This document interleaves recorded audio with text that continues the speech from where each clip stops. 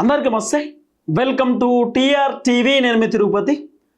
Party మారిన 10 మంది ఎమ్మెల్యేలలో 9 మంది ఎమ్మెల్యేలు వాళ్ళు కాంగ్రెస్ పార్టీలో ఉన్నారో, బీఆర్ఎస్ పార్టీలో ఉన్నారో, బీజేపీ పార్టీలో ఉన్నారో వాళ్ళకే తెలియదు. కానీ తాత్కాలికంగా మాత్రం మేము బీఆర్ఎస్లోనే ఉన్నాం, బీఆర్ఎస్లోనే కంటిన్యూ అవుతున్నాం అని చెప్పి అబద్ధం చెప్పేటటువంటి కార్యక్రమం చేస్తున్నారు. ఆ అబద్ధాన్ని నిజం చేద్దాం అనేటటువంటి ఆలోచనతోటి కూడా ఈ 9 మంది ఎమ్మెల్యేలు ఉన్నారు. ఇప్పుడు దాదాపు 10 మంది ఎమ్మెల్యేలు పార్టీలు మారిర్రు. దాంట్లో గూడెం మైపాల్ రెడ్డి ఏం చేసిందంటే, ఇక కాంగ్రెస్ పార్టీలో ఉంటే మనం ఖతమైపోతాం, వద్దు మనకి కాంగ్రెస్ పార్టీ, మళ్ళీ బీఆర్ఎస్ పార్టీలోకి వెళ్ళిపోదాం అనేటటువంటి ఆలోచనతోటి గూడెం మైపాల్ రెడ్డి బీఆర్ఎస్ పార్టీలోకి మళ్ళీ వెళ్ళిపోయాడు. ఎప్పుడు పోయిండు? మున్సిపల్ కార్పొరేషన్ ఎన్నికల టైంలో గూడెం మైపాల్ రెడ్డి వెళ్ళిపోయాడు. ఇప్పుడు దాదాపు 9 మంది ఎమ్మెల్యేలలో 3-4 ఎమ్మెల్యేలు ఆల్రెడీ పోయి కేసీఆర్తో కలిసి వచ్చిరు అనేది కూడా కొంత వినబడుతున్నటువంటి చర్చ. కేసీఆర్ని కలిసి వచ్చిరని, కేసీఆర్తో మాట్లాడిరని, కేటీఆర్తో కూడా మాట్లాడిరని, డిస్కషన్ చేసిరని, ఏదో తెలిసి తెలియక పోయినాం, తప్పైంది, మళ్ళీ మేము బీఆర్ఎస్ పార్టీలోకి వచ్చేస్తాం, మేము కాంగ్రెస్ పార్టీలో ఉండలేం, కాంగ్రెస్లోకి పోతే ఏదో జరుగుతుంది అనుకున్నాం, రేవంత్ రెడ్డి మమ్మల్ని భయపెట్టిండు, బెదిరించిండు, మీరు కాంగ్రెస్లోకి రాకపోతే మీకు నిధులు రావన్నాడు, లేకపోతే బీఆర్ఎస్ పార్టీ ఎమ్మెల్యేలకు ఫండింగ్ ఇవ్వమని చెప్పిండు, బీఆర్ఎస్ పార్టీ ఎమ్మెల్యేలకు నియోజకవర్గ డెవలప్మెంట్ కోసం రావాల్సినటువంటి నిధులు కేటాయించమని చెప్పిండు, ఇక నియోజకవర్గంలో నిధులు రాకపోతే మళ్ళీ ఓడిపోతాం అనేటటువంటి ఆలోచనతోటి మేము కాంగ్రెస్లోకి పోయినాం, తప్పనిసరి పరిస్థితులలో కాంగ్రెస్ పార్టీ కండువ కప్పుకున్నాం, ఇక మేము కాంగ్రెస్లో ఉండం, మళ్ళీ మా సొంత పార్టీ బీఆర్ఎస్లోకి వచ్చేస్తాం, మమ్మల్ని మందించండి, క్షమించండి, మమ్మల్ని రక్షించండి అని చెప్పి మళ్ళీ ఈ పార్టీ మారినటువంటి 2-3 ఎమ్మెల్యేలు కేసీఆర్ని కూడా పోయి కలిసిరు, కేటీఆర్తో మాట్లాడిరు అనేది కూడా కొంత వినబడుతున్నటువంటి చర్చ. అయితే దాదాపు ఒక 4 ఎమ్మెల్యేలు మళ్ళీ బ్యాక్ టు బీఆర్ఎస్, మళ్ళీ బీఆర్ఎస్ పార్టీ వైపు చూస్తున్నారు, ఇంకా బీఆర్ఎస్ పార్టీలోకి చేరడానికి సిద్ధమవుతా ఉన్నారు. దాంట్లో 2 ఎమ్మెల్యేలు మాత్రం అవుట్ రైట్, ఇంకా మేము బీఆర్ఎస్లోకి వెళ్ళిపోతాం, బీఆర్ఎస్ఏ మాకు దిక్కు, బీఆర్ఎస్ఏ మాకు ఆప్షన్, ఎట్లయినా మనం రాబోతున్నటువంటి 2028-29 ఎన్నికలలో కాంగ్రెస్ పార్టీలోకి వెళ్ళి పోటీ అయితే ఓడిపోతాం, కాంగ్రెస్ పార్టీలో పోటీ అయితే గెలిచే పరిస్థితి లేదు. ఎందుకంటే జనాలు కూడా కాంగ్రెస్ పైన భయంకరమైనటువంటి వ్యతిరేకంతో ఉన్నారు, జనాలు కూడా కాంగ్రెస్ పైన కొంత కోపంతో ఉన్నారు, కాబట్టి ఎట్లయినా ఓడిపోతాం, గెలిచే పరిస్థితి ఉన్నది, ఇంకో మంచో చెడో ఇక బీఆర్ఎస్కి వెళ్ళిపోతాం, బీఆర్ఎస్ఏ బెటర్, బీఆర్ఎస్లోనే ఉంటాం అనేటటువంటి ఆలోచనతోటి ఇక 9 మంది ఎమ్మెల్యేలు ఉన్నారు. ఆ 9 మంది ఎమ్మెల్యేలు ఎవరు? ఆ 9 మంది ఎమ్మెల్యేలు మళ్ళీ బీఆర్ఎస్ పార్టీలో పోవడానికి ఎవరెవరు రెడీగా ఉన్నారు, ఏం జరుగుతూ ఉందనేది కూడా పిన్ టు పిన్ మనం డిస్కషన్ చేసుకునేటటువంటి కార్యక్రమం చేద్దాం. First pin to pin, line to line మాట్లాడుకునేటటువంటి కార్యక్రమం చేద్దాం. ఫస్ట్ 9 ఎమ్మెల్యేస్, 9 మంది ఎమ్మెల్యేలు, 9 ఎమ్మెల్యేస్ అంటే పార్టీ మారినటువంటి 9 మంది ఎమ్మెల్యేలు. ఈ పార్టీ మారిన 9 మంది ఎమ్మెల్యేలలో ఫస్ట్ మనం దానం నాగేందర్ గురించి మాట్లాడుకోవాలి. ఫస్ట్ పార్టీ మారినటువంటి వ్యక్తి కూడా దానం నాగేందరే. దానం నాగేందర్ పైన original Congress party MLA Rajagopal Reddy కూడా సీరియస్ అవుతున్నాడు. దానం నాగేందర్ ఏం చేసి ఎరికేనా? బీఆర్ఎస్ పార్టీలో దానం నాగేందర్ ఎమ్మెల్యేగా పోటీ చేసి ఎమ్మెల్యేగా గెలిచిండు. ఎక్కడ నుండి? ఖైరతాబాద్ నియోజకవర్గం నుండి. ఖైరతాబాద్ నియోజకవర్గం నుండి బీఆర్ఎస్ పార్టీ ఎమ్మెల్యేగా గెలిచినటువంటి దానం నాగేందర్ బీఆర్ఎస్ పార్టీలోకి వెళ్ళి కాంగ్రెస్ పార్టీకి వచ్చిండు. కాంగ్రెస్ పార్టీకి వచ్చి దానం నాగేందర్ గట్లనే ఉన్నాడు అంటే కాదు, కాంగ్రెస్లోకి వెళ్ళి మళ్ళా ఎంపీగా పోటీ చేసిండు. ఎంపీగా ఎక్కడి నుండి పోటీ చేసిండు? సికింద్రాబాద్ నుండి పోటీ చేసిండు. కిషన్ రెడ్డి పైన పోటీ చేసి దానం నాగేందర్ ఓడిపోయిండు. ఇప్పుడు దానం నాగేందర్ లేదు, నేను ఇంకా బీఆర్ఎస్ పార్టీలోనే ఉన్నా, బీఆర్ఎస్ అనే కంటిన్యూ అవుతున్నా, కేసీఆర్ ఏమా సారు, కేసీఆర్ ఏమా బాస్ అని చెప్పి దానం నాగేందర్ చెప్పినా కూడా అది చెల్లదు. ఎందుకంటే దానం నాగేందర్ పార్టీ మారినట్టు అవుట్ రైట్కి ఇక్కడ అర్థమవుతుంది. దానం నాగేందర్ కాంగ్రెస్లోకి వెళ్ళి కాంగ్రెస్ పార్టీ బీఫామ్ పైన ఎంపీగా పోటీ చేసిండు, ప్రచారం చేసిండు, సభలు పెట్టిండు, మీటింగ్లు పెట్టిండు. దానం నాగేందర్ బీఫామ్ ఉన్నది, ఆయనకు సంబంధించినటువంటి అన్నీ ఉన్నాయి. కాబట్టి దానం నాగేందర్ అడ్డంగా దొరికిపోయిండు. నేను బీఆర్ఎస్లో పోతా అన్నా కూడా అంత ఆగమాగం పరుస్తున్నది. మరి దానం నాగేందర్ బీఆర్ఎస్ పార్టీలో చేరడానికి సిద్ధంగా ఉన్నాడంటే రెడీ. దానం నాగేందర్ బీఆర్ఎస్ పార్టీలో చేయడానికి రెడీగా ఉన్నాడు. ఇప్పుడు దానం నాగేందర్ నువ్వు ఏ పార్టీలో ఉన్నాడని అడిగినా కూడా నేను బీఆర్ఎస్లో ఉన్నానని చెప్తున్నాడు. మరి నువ్వు బీఆర్ఎస్లో ఉన్నావు, మరి రేవంత్ రెడ్డి మీటింగ్లకు, రేవంత్ రెడ్డి సభలకు ఎందుకు పోతున్నావు అంటే, నేను బీఆర్ఎస్లోనే ఉన్నా కానీ గవర్నమెంట్కి అనుకూలంగా పనిచేస్తున్నా. దానం నాగేందర్ ఇదెక్కడ కథ? బీఆర్ఎస్ పార్టీలో ప్రతిపక్ష పార్టీలో ఉంటాడట, అధికార పార్టీకి అనుకూలంగా పనిచేస్తారట. గట్ల ఎట్లుంటుంది? ఇప్పుడు బీఆర్ఎస్ అధికారంలో ఉన్నప్పుడు కాంగ్రెస్ పార్టీలో నుండి కూడా బీఆర్ఎస్ పార్టీలోకి ఎమ్మెల్యేలు పోయిర్రు, కానీ ఎమ్మెల్యేలు మేము కాంగ్రెస్లోనే ఉన్నాం కానీ బీఆర్ఎస్కి అనుకూలంగా పనిచేస్తున్నామని చెప్పలే. కానీ ఎమ్మెల్యేలు విచిత్రం, మీరు ఎందుకున్నారు మరి కాంగ్రెస్ పార్టీ మీటింగ్లకు ఎందుకు పోతున్నారంటే మేము బీఆర్ఎస్ వాళ్ళమే కానీ కాంగ్రెస్ కోసం పనిచేస్తామంటే అవుతుందా? అట్లెట్లుంటుంది?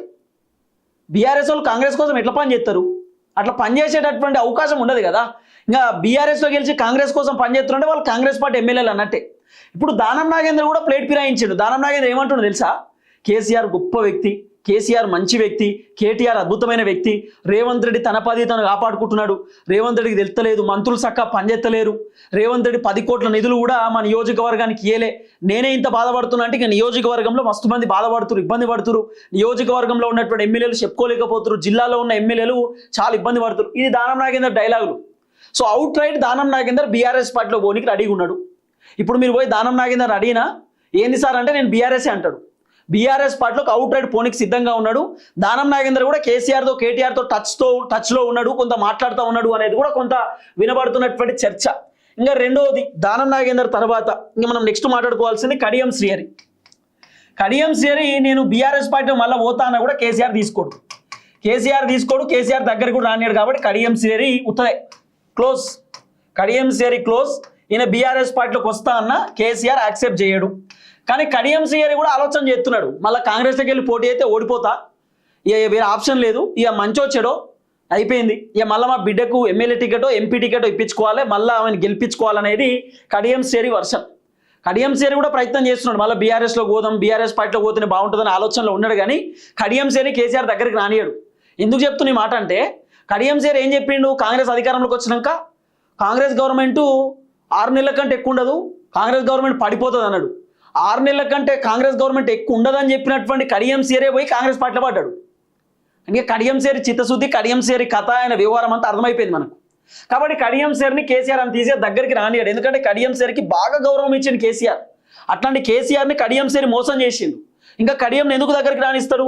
ఆ తర్వాత పోచారం, ఇది మీకు చాలా విచిత్రం చెప్పాలి. పోచారం సీనన్న ఈయన కూడా బీఆర్ఎస్ పార్టీలో గెలిచిండు, కాంగ్రెస్ పార్టీలో పడ్డాడు పోయి. పోచారం సీనన్న ఇప్పుడు కొత్త డ్రామాలు ఆడుతున్నాడు. ఏం చెప్తున్నాడు పోచారం సీనన్న తెలుసా? నా కొడుకుని ముఖ్యమంత్రి దగ్గరికి పంపిస్తే నేను బీఆర్ఎస్ వాళ్ళకి నిధులు ఇయ్యా అని చెప్పిండు.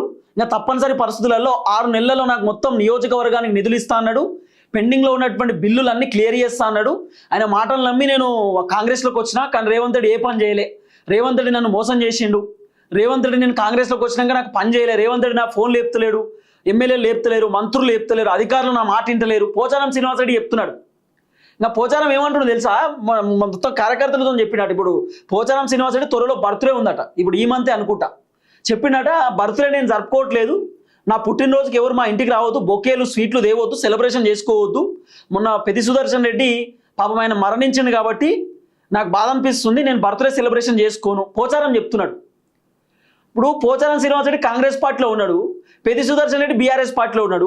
పెద్ది సుదర్శన్ రెడ్డికి పోచారం శ్రీనివాస్ రెడ్డికి అంత సన్నిహితం ఉందా అంటే కూడా చెప్పనీకి లేదు. కానీ పోచారం బాధపడుతున్నాడు, ఇప్పుడు పోచారం బాధపడి బర్త్డే చేసుకోడట. ఏం చెప్పాలి అంటే ఒక సానుభూతి క్రియేట్ చేస్తుండే ఇప్పుడు మళ్ళీ బీఆర్ఎస్కి దగ్గర కావడానికి, మళ్ళీ బీఆర్ఎస్ పార్టీలోనే నేను బీఆర్ఎస్ పార్టీ లీడర్ని, నేను బీఆర్ఎస్ పార్టీ ఎమ్మెల్యేని, నేను మా బీఆర్ఎస్కు సంబంధించిన కీలకమైన వ్యక్తి చనిపోయిండు కాబట్టి నేను ఏ పండగ చేసుకోను, నా బర్త్డే కూడా నేను సెలబ్రేట్ చేసుకున్నాను, మళ్ళీ ఇప్పుడు కేసీఆర్ దగ్గర కావాలి. ఏందన్నట్టు పోచారం శ్రీనివాస్ రెడ్డి అవుట్ రైట్ ఏ పార్టీలో ఉన్నాడో చెప్తే అర్థమైపోతుంది కదా. నేను అనవసరంగా కాంగ్రెస్లో పోయినా, ఇప్పుడు మళ్ళీ నేను బీఆర్ఎస్కి వచ్చినా, ఇది నాది బీఆర్ఎస్ పార్టీ, నాది కేసీఆర్ పార్టీ, నేను బీఆర్ఎస్లో ఉన్నాను బహిరంగంగా పోచారం చెప్తే అయిపోతుంది. ఇది అంతెందుకు, డ్రామా ఎందుకు, అటున్నా ఇటున్నా అని చెప్పడం ఎందుకు, మళ్ళీ పెద్ది సుదర్శన్ రెడ్డి మరణాన్ని వాడుకోవడం ఎందుకు? ఇవన్నీ జరుగుతున్నాయట వాస్తవానికి. పెద్ది సుదర్శన్ రెడ్డి చాలా అద్భుతమైనటువంటి వ్యక్తి, ఆయన అద్భుతానికి అద్భుతమైన, ఆయన మరణిస్తే ఆయన చూడడానికి లక్షల మంది జనాలు వచ్చి రిస్క్ ఎత్తే రాళ్ళంత మంది జనం వచ్చి, అంత గొప్ప వ్యక్తి. ఆయన పేరు మరి ఎందుకు తీస్తుండో అర్థమైతలేదు. మరి పోచారం సీనన్న పాపం ఆయన మరణించింది కాబట్టి ఆయన ఇక నేను బర్త్డే చేసుకోను, నాకు బాధ అనిపిస్తుంది, సెలబ్రేషన్స్ వద్దన్నాడట. అంటే బీఆర్ఎస్కి దగ్గర కావాలి ఇప్పుడు మళ్ళీ, అదేమన్నా ఉండొచ్చు మరి. సో పోచారం శ్రీనివాస్ రెడ్డి కూడా out right he is ready to join in BRS పార్టీలో పోవడానికి పోచారం రెడీగా ఉన్నాడు. కేసీఆర్ కూడా పోచారం శ్రీనివాస్ రెడ్డి మళ్ళీ బీఆర్ఎస్కి వస్తే యాక్సెప్ట్ చేస్తాడు. పోచారం శ్రీనివాస్ రెడ్డి మళ్ళీ వస్తే కేసీఆర్ యాక్సెప్ట్ చేస్తాడు, మళ్ళీ పోచారం శ్రీనివాస్ రెడ్డిని తీసుకుంటాడు కూడా కేసీఆర్. ఇది ముమ్మాటి జరుగుతుంది, దాంట్లో పెద్ద ఇబ్బంది లేదు. ఎందుకంటే పోచారం సీనన్న అంటే కేసీఆర్ కూడా ఇష్టమే, ఎందుకంటే కేసీఆర్ గౌరవించేటటువంటి వ్యక్తి పోచారం శ్రీనివాస్ రెడ్డి. పోచారం కూడా బీఆర్ఎస్ పార్టీలో క్రియాశీలక పాత్ర పోషించిండు, మంచి వ్యక్తే. సరే రేవంత్ రెడ్డి మాటలు నమ్మి సీనన్న మోసపోయిండేమో కానీ సీనన్న మంచోడే, ఈ దీంట్లో ఓకే. ఇంకా తర్వాత ఏం జరిగింది, కానీ ఇంత సీనియర్ లీడరు గట్టెట్లా మోసపోయిండో అర్థమైతలేదు. రేవంత్ రెడ్డి మాటలు నమ్మి, లేకపోతే అసలు ఎందుకు పోయినా అనేది క్వశ్చన్ మార్క్. కానీ కరెక్ట్ కాదు పోచారం చేసింది కూడా. తెల్లం వెంకట్రావు కూడా ఆలోచన చేస్తుండట, భద్రాచలం ఎమ్మెల్యే బీఆర్ఎస్ పార్టీలో ఉందామా కాంగ్రెస్ పార్టీలో పోదామా అని స్టార్టింగ్లో ఆలోచన చేస్తే పొంగులేటి ఎప్పుడుతోటే కథం కాంగ్రెస్ పార్టీలోకి వచ్చిండు. తెల్లం వెంకట్రావు. ఇప్పుడు తెల్లానికి అర్థమైంది ఏంటంటే ఎట్టి పరిస్థితులలో తెల్లంకి అర్థమైంది ఏమని తెలుసా, తెల్లంకి అర్థమైనట్టు కథ ఏంటంటే నేను కాంగ్రెస్ పార్టీలో ఉంటే నా దుకాణం బంద్ అవుతుంది, మళ్ళీ బీఆర్ఎస్కి పోదాం, రాబోతున్న ఎన్నికలలో గెలవాలంటే బీఆర్ఎస్ ఆప్షన్ అని చెప్పి ఇప్పుడు మళ్ళీ బీఆర్ఎస్ పార్టీలో చేరడానికి సిద్ధంగా ఉన్నాడు. మరి కేసీఆర్ యాక్సెప్ట్ చేస్తారా అంటే 50-50 ఛాన్స్. కేసీఆర్ యాక్సెప్ట్ చేస్తారా మరి తెల్లం వెంకట్రావు అంటే తెల్లంని యాక్సెప్ట్ చేయడం 50-50 ఛాన్సెస్ కనబడుతున్నాయి. ఆ తర్వాత గాంధీ షేర్లింగంపల్లి అరకేపూడి గాంధీని మరి తీసుకుంటాడా కేసీఆర్ బీఆర్ఎస్ పార్టీలో కంటే? మరి గాంధీ వాస్తవానికి ఆయన ఏదో కాంగ్రెస్ పార్టీలోనే ఉంటా అంటుండట, మరి ఆయన బీఆర్ఎస్ పార్టీలో ఓనికి రెడీ లేడు అనేది వినబడుతున్న చర్చగా. మంచి వచ్చాడో పార్టీ మారినాం, మళ్ళీ పార్టీ మారుడు ఎందుకే ఇళ్ళనే ఉంటే అయిపోతుంది అనేది గాంధీ వర్షన్. ఒకవేళ ఆయన బీఆర్ఎస్ పార్టీలో పోతే ఈయన కూడా 50-50 ఛాన్స్, మరి కేసీఆర్ తీసుకోవచ్చు తీసుకోకపోవచ్చు, అట్లా కూడా ఉన్నది. అయితే తర్వాత ప్రకాష్ గౌడ్ ఉన్నాడు కదా, ప్రకాష్ గౌడ్ రాజేంద్ర నగర్ ఎమ్మెల్యే ప్రకాష్ గౌడ్ కూడా మ్యాక్సిమం ఆయన బీఆర్ఎస్ పార్టీలోకి చేరదామనేటటువంటి ఆలోచనలో ఉన్నాడట. బీఆర్ఎస్లో పోతేనే బాగుంటుందని అనుకుంటుండు. కేసీఆర్ యాక్సెప్ట్ చేస్తే 50-50 యాక్సెప్ట్ చేయవచ్చు చేయకపోవచ్చు. ఆ తర్వాత బండ్ల కృష్ణమోహన్ రెడ్డి, ఇంకా కృష్ణమోహన్ రెడ్డి బీఆర్ఎస్ పార్టీలో పోనీకి రకరకాల ప్రయత్నాలు చేస్తున్నాడు. కృష్ణమోహన్ రెడ్డి బీఆర్ఎస్ పార్టీలో పోదామని అనుకుంటున్నాడు, ఆల్రెడీ మాట్లాడుతున్నట్టు వాళ్ళతో వీళ్ళతో. కృష్ణమోహన్ రెడ్డి బీఆర్ఎస్ పార్టీలో పోతే కేసీఆర్ యాక్సెప్ట్ చేస్తాడు, పెద్ద ఇబ్బంది లేదు.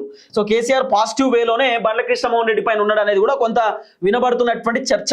ఆ తర్వాత మైపాల్ రెడ్డి ఆల్రెడీ వెళ్ళిపోయిండు. యాదయ్య నేను పోతా అంటే కూడా కేసీఆర్ తీసుకోడు, వద్దు నువ్వు అని చెప్పి కేసీఆర్ అంటాడు. ఎందుకంటే యాదయ్య పైన కొంత కేసీఆర్ నెగిటివ్గానే ఉన్నాడు. ఎందుకంటే పొద్దుగాలు వేస్తే యాదయ్య రేవంత్ రెడ్డితోనే కనబడతాడు, రేవంత్ రెడ్డి ఇంటికానే కనబడతాడు కాబట్టి యాదయ్య పైన రేవంత్ రెడ్డి అంటే కేసీఆర్ కొంత కోపంతో ఉంటాడు. దానం నాగేందర్ ఒకవేళ పోతా అంటే కేసీఆర్ తీసుకునే అవకాశం ఉండొచ్చు. కడియం శ్రేరి ఆయన పోయినా కేసీఆర్ యాక్సెప్ట్ చేయడు. పోచారం శ్రీనివాస్ రెడ్డి ఒకవేళ నేను పార్టీ మారుతా మళ్ళీ బీఆర్ఎస్కి వచ్చేస్తా అంటే కేసీఆర్ యాక్సెప్ట్ చేస్తాడు, తీసుకునే అవకాశం ఉంటుంది. ఎందుకంటే సీనన్న చాలా మంచి వ్యక్తి, పోచారం సీనన్న నిజంగా చెప్పాలంటే అంత కోపం ఉండేటటువంటి వ్యక్తి కూడా కాదు, ఆయన మంచిగా పనిచేసుకునే వ్యక్తి. కానీ ఇక రేవంత్ రెడ్డి ఎంత ఇబ్బంది పెట్టిండో ఏదో సీనన్న మొత్తానికైతే ఆవేశపడి బీఆర్ఎస్ నుండి కాంగ్రెస్లో పోయిండు. తెల్లం వెంకట్రావు ఒకవేళ పోతా అంటే 50-50 ఛాన్సెస్ ఉంటుంది. ఇక సంజయ్ కుమార్ జగిత్యాల ఆయన వస్తా అన్న కూడా కేసీఆర్ తీసుకోడు. ఎందుకంటే సంజయ్ కుమార్ ఎట్లా మోసం చేసిండు కేసీఆర్ను బీఆర్ఎస్ అనేది కేసీఆర్కి తెలుసు. అరకేపూడి గాంధీ వస్తే 50-50 ఛాన్సెస్ ఉండొచ్చు. ప్రకాష్ గౌడ్ వచ్చినా 50-50 ఛాన్స్. బండ్ల కృష్ణమోహన్ రెడ్డి వస్తే కేసీఆర్ యాక్సెప్ట్ చేస్తాడు. గుడం మైపాల్ రెడ్డి యాక్సెప్ట్ చేసిండు. యాదయ్య కూడా 50-50. సో ఇట్లా కేసీఆర్ మరి ఈ విధంగా ఆలోచన చేయవచ్చు అనేది వినబడుతున్న చర్చ. కానీ 2-3 ఎమ్మెల్యేలు పోనీకి సిద్ధంగా ఉన్నారు, రెడీగా ఉన్నారు పార్టీ మారడానికి. మళ్ళీ మేము వచ్చేస్తాం బీఆర్ఎస్ పార్టీలోకి అని చెప్తున్నారు. ఎందుకంటే కాంగ్రెస్లో అయిపోయింది, రేవంత్ రెడ్డి పట్టించుకుంటలేడు, మంత్రులు పట్టించుకుంటలేరు, ఎవరు అసలు పట్టించుకునే సిచ్యువేషన్ లేదు. కాబట్టి అంత ఆగమన సిచ్యువేషన్ ఉన్నది. చూద్దాం ఏం జరగబోతుందో. దయచేసి వీడియో అందరికి షేర్ చేయండి. అందరికీ నమస్తే, థ్యాంక్ యూ సో మచ్. జై తెలంగాణ.